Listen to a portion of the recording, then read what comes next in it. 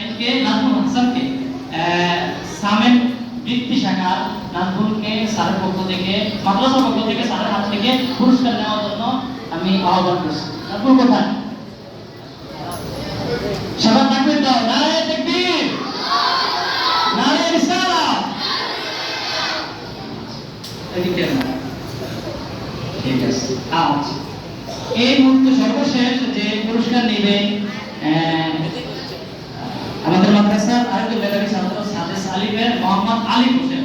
আলিমকে কোরবানি সংক্রান্ত গুরুত্বপূর্ণ মাসালা করায় আমাদের মাদ্রাসার পক্ষ থেকে সাদেস থেকে পুরস্কার নেওয়ার জন্য আহ্বান করছি।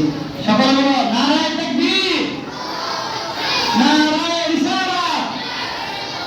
আচ্ছা, ধন্যবাদ।